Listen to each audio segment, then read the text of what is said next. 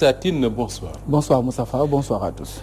Pour cette dernière partie, nous avons le plaisir de recevoir Matar Sall. Il est le directeur de cabinet du président du Conseil national de régulation de l'audiovisuel, le CNRA. Monsieur Sall, bonsoir à vous. Bonsoir Moustapha. L'actualité, c'est le rapport annuel publié par le CNRA qui revient un peu sur les activités de la structure dirigée par Babacar Diagne. Dites-nous d'abord quelles sont les grandes lignes de ce rapport. Alors, merci Moustapha. Merci pour l'occasion que vous nous donnez également de parler du rapport du CNRA. Le rapport, donc, vraiment, c'est la loi qui prévoit sa publication. N'est-ce pas? Donc, la loi dit que l'organe de régulation publie donc un rapport annuel et dès sa remise au président, donc, il est rendu public. N'est-ce pas? Donc là, dans lequel rapport, il y a les activités du CNRA, mais également, le rapport fait la situation d'ensemble du secteur, n'est-ce pas? Donc là, notamment du point de vue respect de la réglementation applicable à la communication audiovisuelle. Oui, donc le CNRA, comme depuis sa création, a sorti son dernier rapport, et dans lequel rapport, véritablement, donc là, il est fait mention donc des difficultés, donc des manquements, mais également il est fait mention donc des perspectives. Parce que vraiment aussi, il faut le dire, la situation d'avant 2017 est différente de la situation qui prévaut aujourd'hui. C'est-à-dire 2017, on parle de 2017, ça coïncide donc à l'adoption de la loi portant code de la presse.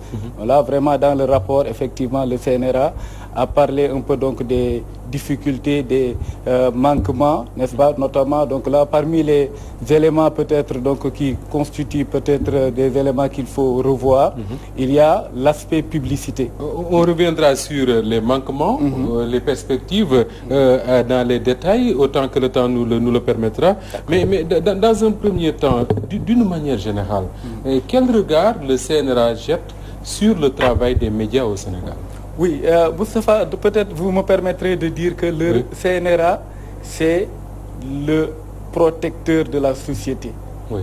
C'est-à-dire, donc là, de par les contenus diffusés, le CNRA... Certains le qualifient de gendarme des médias. Non, ce n'est pas le cas même, parce qu'en réalité, donc le CNRA évolue plus dans la pédagogie que dans la répression, dans la sanction. N'est-ce pas? Donc là, comme je dis, là, il contrôle, n'est-ce pas, les contenus, notamment pour voir exactement est-ce que les intérêts de la société, donc, vraiment sont préservés. N'est-ce pas? Donc c'est la raison pour laquelle chaque fois qu'il y a, par exemple, des difficultés, il y a des contenus vraiment qui ne sont pas conformes, notamment à nos valeurs, parce que aussi il faut le dire. Donc là, le Sénégal, c'est un pays démocratique, mais qui a ses réalités. Donc, alors, quand je regarde un peu le rapport que Satine a avec lui d'ailleurs, il y a dans les contenus différents secteurs, vous parlez par exemple des débats, vous parlez de l'information en tant que telle, vous parlez des séries. J'ai envie de vous demander quel est un peu le contenu ou bien le secteur des médias qui vous pose le plus problème. Oui, donc là, il faut dire que aujourd'hui, vraiment, donc, de plus en plus, on note des dérives dans les séries télévisées. Les dérives, c'est les séries. Vraiment, non, donc de plus en plus dans les séries, parce que quand même, vraiment, je pense que tout le monde l'a constaté, de plus en plus, vraiment, ce qui n'était pas pensé même avant, donc là, est proposé aujourd'hui. N'est-ce pas? Donc là, parce que vraiment, il y a quelques années, peut-être il y a certains contenus, par exemple, on n'envisageait pas donc vraiment les diffuser. Maintenant, donc vraiment de plus en plus, donc on constate qu'il y a certaines séries, n'est-ce pas, vraiment qui posent problème. Ceci veut dire peut-être que le travail d'informer et de bien informer vous pose peut-être moins de problèmes que ce contenu qui améliore un peu, qui est nécessaire quand même à la vie des médias, qu'il s'agisse des séries ou bien du divertissement en général. Effectivement. Donc là, du point de vue information, je pense que quand même il y a moins de problèmes. Même si peut-être parfois, donc il est noté par exemple des images, n'est-ce pas, vraiment qui ne sont pas du tout vraiment soutenables, n'est-ce pas, qui sont diffusées, par exemple véritablement les dépouilles, les accidents, n'est-ce pas, il y a des images d'enfants. Voilà, et malheureusement, donc là, parce que même s'il y a des images assez violentes, là il est dit qu'il faut informer avant diffusion donc le public. du caractère un peu vraiment peut-être laid. Leur dire par exemple qu'il faut faire attention, voilà, les images sont choquantes. Effectivement, donc voilà, au moins vous dites que donc vraiment nous attirons votre attention, peut-être qu'il y a certaines parties des images qui seront par exemple choquantes, notamment pour certains publics, n'est-ce pas? Donc là je pense qu'à ce niveau il y a quelques problèmes. Mais est-ce que le rapport 2018-2019 n'est pas une répétition, parce que tout le peuple presque connaît ce qui est dans ces rapports, même si on n'a pas lu ces rapports, vu que peut-être on a des avis partagés sur ça, et vous venez pour copier cela dans un rapport. À quelle finalité? C'est un peu une compilation des avis qui avaient été donnés par le CNRA. On ne voit pas de conclusion, ni de personnes épinglées, ou bien on nous dit que tel média a fauté, etc. Si, pourtant dans le rapport, donc il est prévu, donc il y a même donc dans les annexes, il y a des décisions, n'est-ce pas, y compris même des décisions de sanctions. Par exemple, je vous donne dans le rapport, on a joint 2 mémorandums donc qui sont importants. Oui. Lesquels? N'est-ce pas? Donc il y avait le mémorandum sur les différents TFM, RTS. C'était lors de la Coupe du Monde. Et la il y a l'autre mémorandum, ça concerne Star Times. N'est-ce pas? Donc c'était un différend entre Excaf et Star Times. Et pour la division de la Ligue 1 de football. Non, Star Times même donc sur la légalité même, n'est-ce pas? Donc de l'intervention de Star Times au Sénégal. Absolument. Et effectivement, donc dans ce mémorandum qui a fait que effectivement Star Times avait arrêté, parce que le CNRA avait dit que le Star Times n'était pas dans la légalité, n'est-ce pas? Donc là il y a l'autorisation, peut-être la convention donc de Star Times n'était pas légale, et depuis lors c'est la compilation des décisions prises. Oui, donc on a donné juste quelques décisions. Par exemple, on a donné par exemple une décision qui concernait, parlant des séries, par exemple la maîtresse d'un homme marié, n'est-ce pas? Donc là il y avait une décision, n'est-ce pas, donc qui a été rendue et qui a demandé, donc vraiment dans laquelle décision on a demandé à l'éditeur de veiller à respecter donc nos valeurs. On va revenir un peu sur ces décisions, mais pour les programmes des radios et des télévisions, on a vu des tableaux dessinés, mais pas de conclusion. Finalement, c'est ce que Moustapha vous demandait tout à l'heure. Votre regard sur les programmes, vous avez seulement mis un tableau dans le rapport, mais pas de conclusion. Si, pourtant les tableaux sont commentés.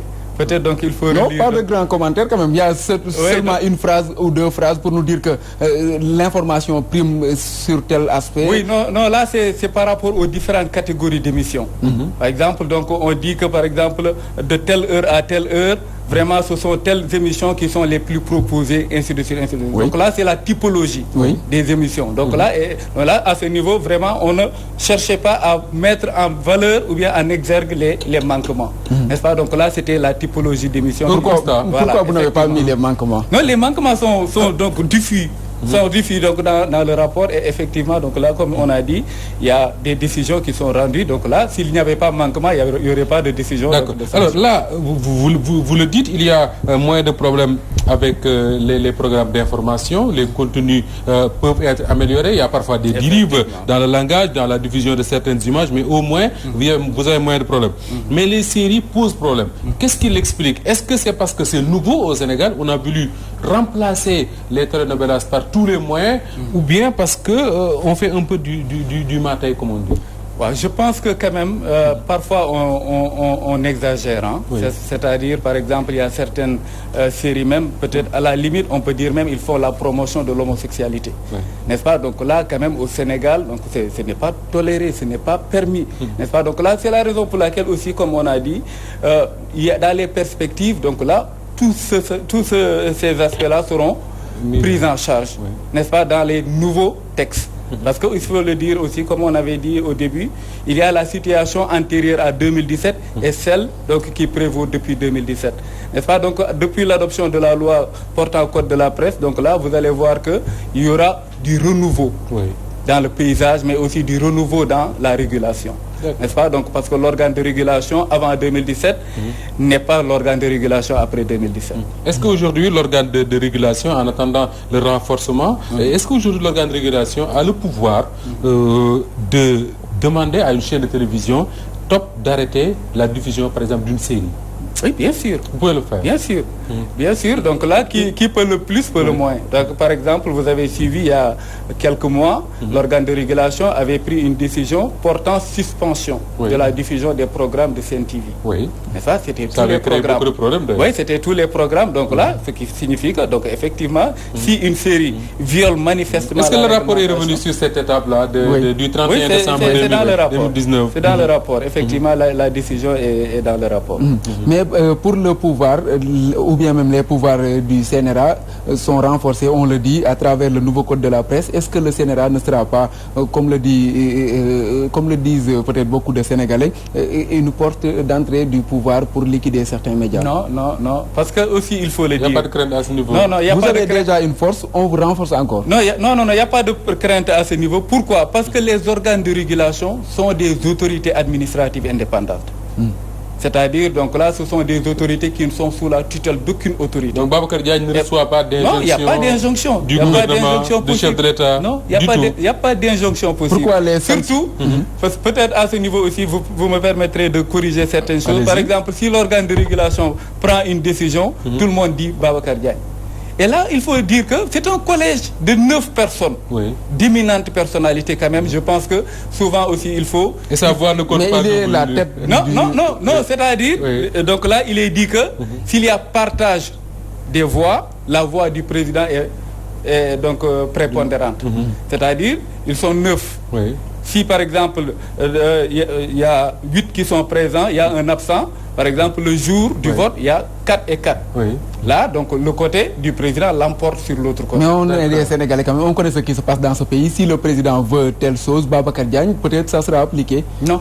Non, en réalité, comme je Est-ce qu'il dis... vous arrive de prendre une décision dans le bureau, il y a des voix, par exemple, qui remportent sur la décision de Babacar Diagne? Oui, bien, non, c'est-à-dire, tout est mis sur la table. Tout est mis sur la table. Parfois, donc là, par exemple, un conseil ou bien le président peut avoir un avis qui va dans tel sens. La majorité dit, nous ne sommes pas dans ce sens, donc nous ne sommes pas d'accord avec vous, nous voulons autrement, ou bien nous voyons autrement. Et par conséquent, donc là, effectivement, la majorité va l'emporter. Pourquoi les sanctions tombent le plus souvent sur la tête de la presse privée sénégalaise? Voilà, une bonne question. Donc là, en réalité, là aussi, il faut revenir sur cela, parce que comme je disais, c'était la situation en 2017. Donc là, il faut le dire, aujourd'hui, il n'y a pas de cahier des charges pour le secteur public de l'audiovisuel. Ah oui. Oui, c'est ça. C'est-à-dire, donc, ce qui montre que pratiquement, on pouvait même considérer que la régulation presque s'était fait pour la presse privée. N'est-ce pas? Cette situation va changer. Depuis 2017, il est dit maintenant que l'organe de régulation élabore l'ensemble des cahiers des charges, y compris celui donc applicable au secteur public de l'audiovisuel. N'est-ce pas? Donc là, qui sera régi comme la presse privée et par conséquent qui sera régulé et qui pourrait faire l'objet de sanctions comme le ferait donc un organe de presse privée. Donc c'est pour dire que vraiment c'était une situation qui était là, ce qui signifie que même si l'organe, parce qu'il faut le dire aussi, l'organe de régulation est allé même jusqu'à mettre en demeure la RTS. C'était lors du référendum. Mais on voit là-bas des publics reportages sur la RTS1, un journaliste qui annonce son propre élément, peut-être une campagne électorale même, dans son propre journal. Tout cela, le CNRA ne dit rien. Non, c'est ce que je dis. C'est-à-dire, donc là, avec les nouveaux textes, donc tout cela sera réglé et sera pris en charge. C'est-à-dire, donc vraiment, encore une fois, de par la lecture qu'on a, donc là, on décèle les manquements, n'est-ce pas, des textes antérieurs, il faut corriger. Donc ce qui fait que vraiment, encore une fois, si la réforme va jusqu'au bout, véritablement, il y aura Justement, est-ce que dans le cadre de cette réflexion, de ces réformes-là, il n'est pas peut-être intéressant de prévoir la possibilité pour le CNRA de pouvoir visionner certains séries avant diffusion, au lieu d'attendre la diffusion pour ensuite y réagir? Ce n'est pas prévu? Oui, non, c'est-à-dire dans les nouveaux textes quand même, donc là, il sera rappelé l'utilité ou bien donc l'obligation pour les médias de mettre sur pied donc des comités. D'accord. Des comités de visionnage, c'est-à-dire ce sont des comités d'abord qui regardent. Des comités maison. N'est-ce pas? Oui, des comités maison. Oui. Donc normalement qui seront dotés de responsabilités. Oui. N'est-ce pas? En leur disant que donc avant la diffusion de tel, regardez-moi la réglementation. Est-ce que, même si c'était pas la réglementation, est-ce que si on diffuse cela, ça sera bien accepté par le public? N'est-ce pas? Donc là, je pense que vraiment, ils seront des personnes responsables et les nouveaux textes vont prévoir ces Alors, pour ce qui concerne les dérivants, vous l'avez dit dans les séries, souvent c'est certaines organisations comme Jamra qui saisissent le CNRA. Et pour le Sénégalais qui regarde ça de très loin, il se dit quelque part que peut-être le CNRA ne regarde pas, il attend que les autres réagissent pour ensuite donner des avis ou bien prendre des sanctions. Est-ce que effectivement vous regardez ce qui se passe sur les chaînes de télé tous les jours et à toute heure? Voilà, donc là peut-être Moustapha pour dire que en réalité la plupart des décisions ou bien donc des observations qui sont donc adressées aux médias, c'est sur la base de l'autosaisine. L'autosaisine. Non, c'est pour dire que vraiment c'est rare que donc vraiment le CNRA attend jusqu'à ce qu'on le saisisse donc d'une affaire. Pour dire que peut-être aussi c'est médiatisé. Pour la politique des fois le CNRA s'autosaisit, mais pour les séries pour les séries souvent on entend c'est des dénonciations. Mais pour la politique, quand il s'agit de la politique, on voit directement le CNRA réagir. Non, pour les séries, je dis encore une fois, c'est peut-être parce qu'ils médiatisent ça. Oui. Mais je vous dis qu'en réalité, donc vraiment, c'est sur la base de l'autosaisine que l'organe de régulation intervient. Alors, dernier, c'est là parce que Mame Targué l'a évoqué, il s'agit d'une série qui est en train d'être diffusée, ou en tout cas qui sera diffusée, moi je ne regarde pas trop, donc je ne sais pas exactement ce qui se passe, qu'il y a des scènes qui font un peu la promotion de l'homosexualité au Sénégal. Est-ce qu'aujourd'hui le CNRA devrait attendre que ça soit diffusé, que ça soit présent sur le net un peu partout avant de réagir, ou bien il faut l'arrêter avant qu'on en arrive à une certaine situation? Oui, non, peut-être... Parce que le CNRA a écrit, le Jamra a écrit au CNRA. Effectivement, donc là pour dire qu'en réalité, sur ce point, commencer par dire que le CNRA n'intervient pas avant diffusion. Parce que là, donc, ça serait même grave. Parce que ça serait donc de la censure peut-être. N'est-ce pas? Donc là, le CNRA intervient après diffusion. Après diffusion. N'est-ce pas? Maintenant, dans les contenus, s'il y a véritablement des manquements énormes, l'organe de régulation peut décider donc vraiment de mettre un terme à ça. Notamment, par exemple, il peut même dire tout de suite mettre en demeure la chaîne. En disant donc là, nous avons constaté, mais dans tous les cas, il faut motiver. Nous avons constaté, vous donnez les éléments qui vous permettent d'aboutir à telle conclusion et par conséquent, donc là, vous pouvez mettre en demeure d'arrêter ou bien donc de revoir le contenu. Sinon, donc là... Avant d'aborder les perspectives, parce qu'il y en a, qu'est-ce que cela vous fait, Babacar Diagne, qui est un professionnel des médias, il a été l'un des meilleurs de sa génération. Qu'est-ce que ça lui fait, lui, Babacar Diagne, de voir, par exemple, ces jeunes collègues, ces jeunes confrères, l'attaquer quand le CNRA met en demeure, par exemple, Walfadjri, c'est Issa Tine qui prend l'antenne pour s'attaquer à Babacar Diagne. Quand il se passe des choses comme ça, je prends l'exemple de Walfadjri pour ne pas taquiner les autres, quand cela se passe comme ça, dans la tête des membres du CNRA, ça fait quoi? Ils se disent que c'est naturel que les gens réagissent, ou bien ils se disent que c'est parce qu'on n'a pas encore compris l'autorégulation? La régulation. La régulation. Oui, non, en réalité, donc là, dans tous les cas, il faut le dire, ça fait mal d'entendre quelqu'un vraiment pratiquement vous insulter quelque part. Donc ça fait mal, mais l'organe de régulation, encore une fois, agit conformément à la loi. N'est-ce pas? Donc là, c'est pas sur la base donc de ce que les gens vont dire qu'il va sanctionner ou donc pourquoi vous avez mis en demeure Bougane Gueye Dany lors de la diffusion d'une manifestation, c'était les manifestations contre le couvre-feu, et vous aviez mis en demeure la Sen TV. Est-ce que c'était pas une décision regrettable pour vous? Non, du tout. En réalité, peut-être ça permet même de corriger. C'était pas une mise en demeure. Parce que là, la CNTV n'avait pas tort. Non, je vous dis, c'était pas une mise en demeure, c'est une observation. Les lettres d'observation sont des lettres qui permettent. D'ailleurs, vraiment, même je pense que les médias devraient accueillir favorablement ces genres de lettres. Par exemple, Moustapha Diop, toi, tu es vraiment adulé, tu es aimé par un certain public.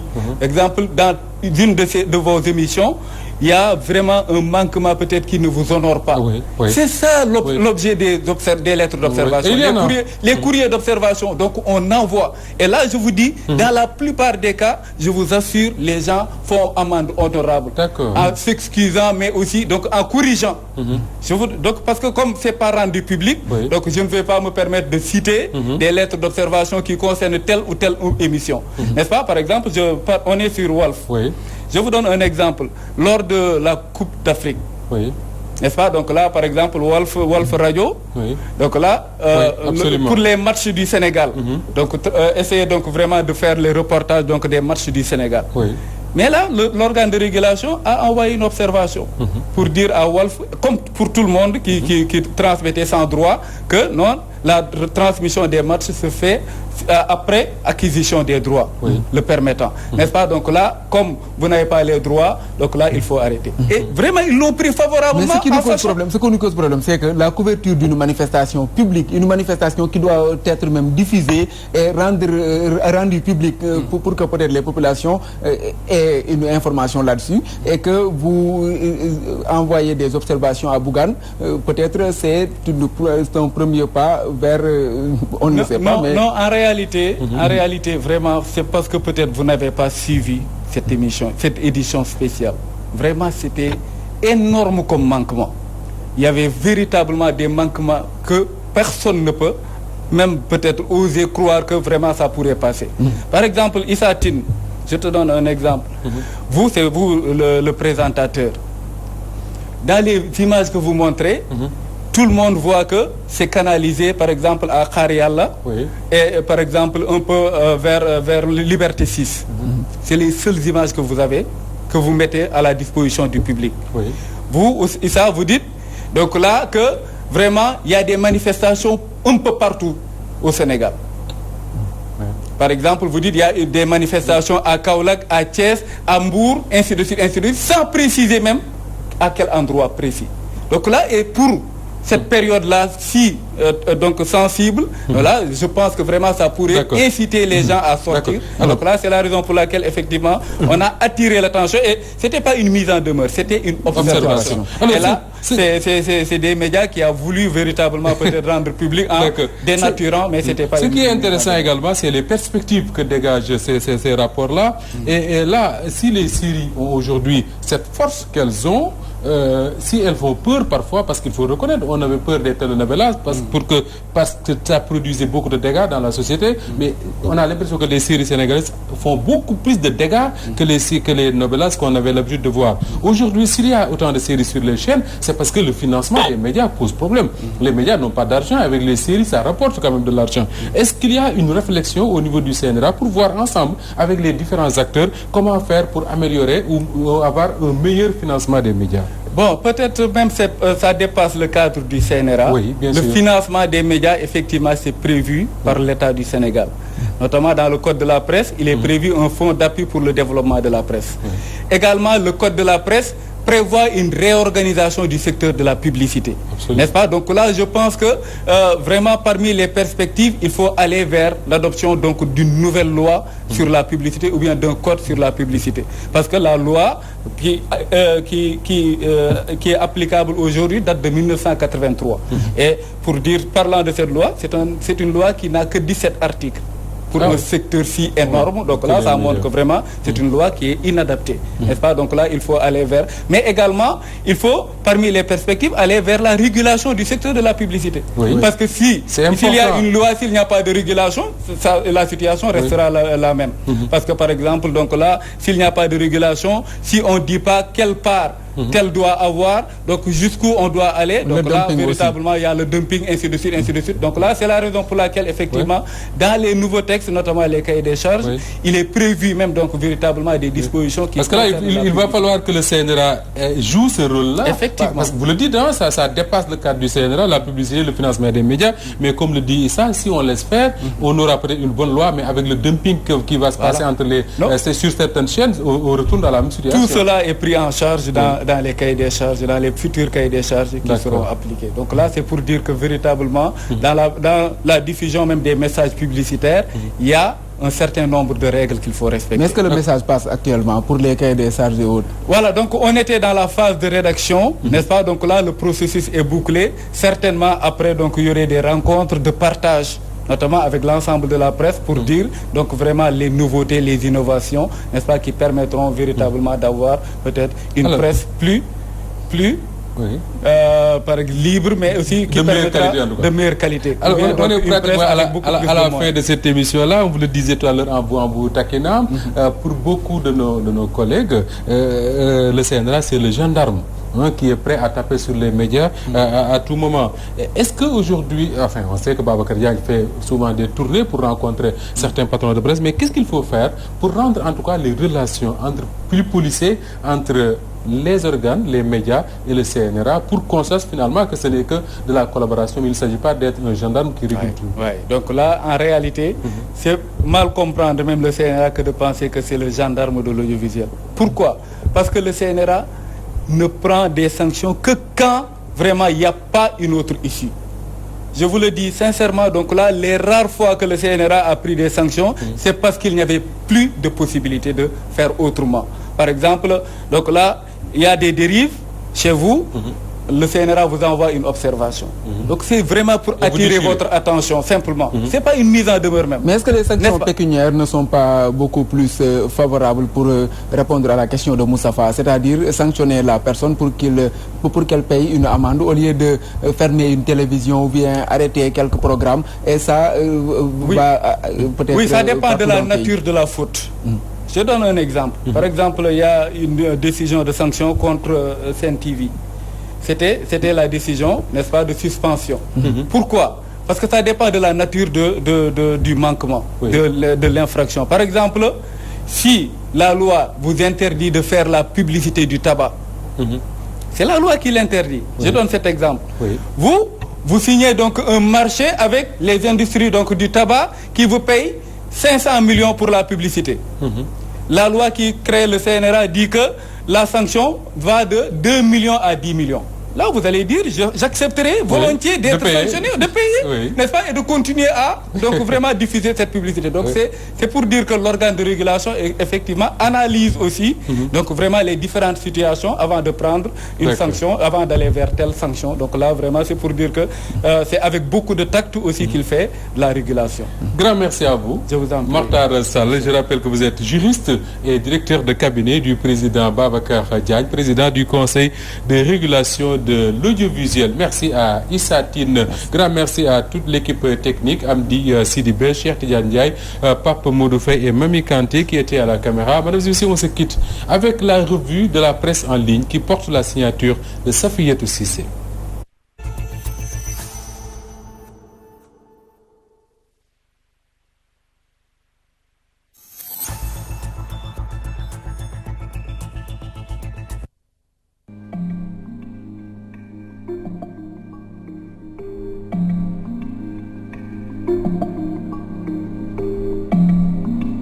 Bonsoir. Mamadou Lamine Diallo est formel et soutient qu'il existe une économie de la drogue et du blanchiment d'argent au Sénégal, estimé à 200 milliards de francs CFA par an, et le député de l'opposition d'ajouter que celle-ci serait entretenue par de gros bonnets jouissant de protection à haut niveau. Sur le plateau de Sénéweb, le leader du mouvement Tekki dit prendre les propos de Cissé Lo au sérieux. Il interpelle donc le chef de l'État, Macky Sall. Côte d'Ivoire, Premier ministre décédé, vice-président démissionnaire, président des deux chambres parlementaires absents. Ces derniers jours, Alassane Dramane Ouattara paraît bien seul au sommet de l'État, suffisant pour que Jeune Afrique parle de vide institutionnel qui s'installe au sommet de l'État.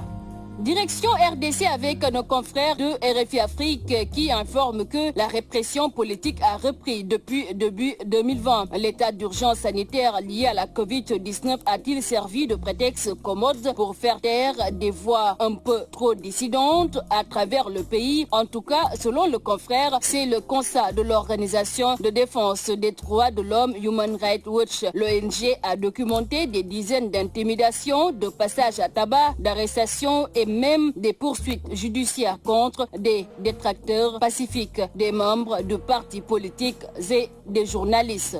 Bouclons avec africaguinée.com qui note et fait remarquer que le pouvoir du président Alpha Condé vient d'être épinglé par plusieurs organisations internationales de défense des droits pour harcèlement judiciaire contre des opposants. Dans une note, l'Observatoire pour la protection des défenseurs des droits de l'homme prie d'intervenir de toute urgence en République de Guinée. L'Observatoire dit avoir été informé de sources fiables de la poursuite du harcèlement judiciaire à l'encontre de M. Ibrahima Diallo, coordonnateur de Tourno, la page TLP en Guinée et responsable des opérations du Front National pour la défense de la Constitution FNDC. Selon les informations de l'organisation, le 17 juillet 2020, 2 pick-up dans lesquels se trouvaient des policiers cagoulés et lourdement armés se sont présentés au domicile de M. Ibrahima Diallo dans le but de l'arrêter. Ce dernier étant absent, ils ont déposé auprès de son épouse une convocation lui intimant de se présenter à la direction centrale de la police judiciaire de Conakry des réceptions de la dite convocation pour trouble à l'État en vertu de l'article 561 du Code pénal guinéen, une incrimination qui en elle-même ne constitue pas une infraction au regard de l'article 82 du Code de procédure pénale. L'Observatoire craint ainsi que M. Diallo ne soit arrêté à tout moment.